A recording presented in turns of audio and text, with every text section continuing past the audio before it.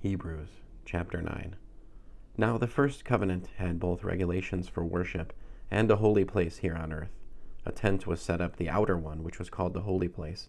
In it were the menorah, the table, and the bread of the presence. Behind the second parokhet was a tent called the Holiest Place, which had the golden altar for burning incense and the ark of the covenant, entirely covered with gold.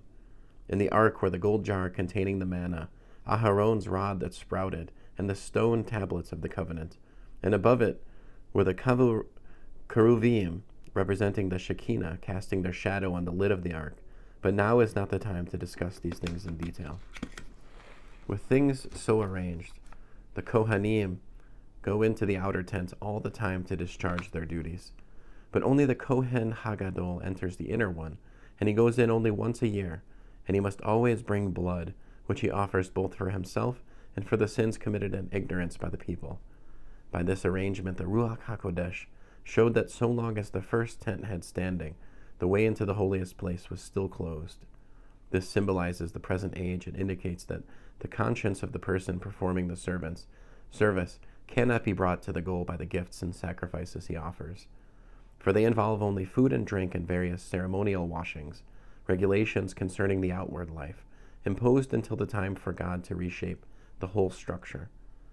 But when the Messiah appeared as Kohen Gadol of the good things that are happening already then, through the greater and more perfect tent, which is not man-made, that is, it is not of this created world, he entered the holiest place once and for all. And he entered not by means of the blood of goats and calves, but by means of his own blood, thus setting people free forever. For if sprinkling ceremonially unclean persons with the blood of goats and bulls and the ashes of a heifer restores their outward purity, then how much more the blood of the Messiah, who through the eternal Spirit offered himself to God as a sacrifice without blemish, will purify our conscience from works that lead to death, so that we can serve the living God.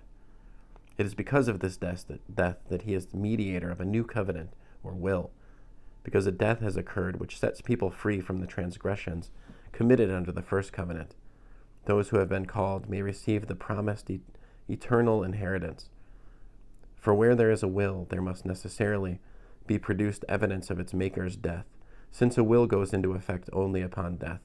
It never has force while its maker is still alive.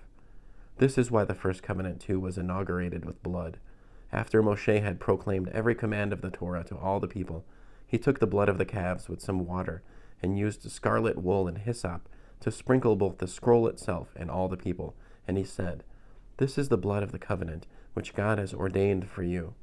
Likewise, he sprinkled with the blood both the tent and all the things used in its ceremonies. In fact, according to the Torah, almost everything is purified with blood. Indeed, without the shedding of blood, there is no forgiveness of sins. Now this is how the copies of the heavenly things had to be purified. But the heavenly things themselves require better sacrifices than these. For the Messiah has entered a holiest place, which is not man-made and merely a copy of the true one, but into heaven itself, in order to appear now on our behalf in the very presence of God. Further, he did not enter heaven to offer himself over and over again, like the Kohen Hagadol who enters the holiest place, year after year with blood that is not his own.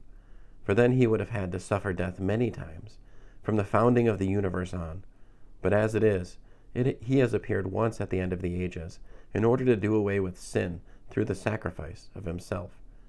Just as human beings have to die once, but after this comes judgment, so also the Messiah, having been offered once to bear the sins of many, will appear a second time, not to deal with sin, but to deliver those who are eagerly waiting for him.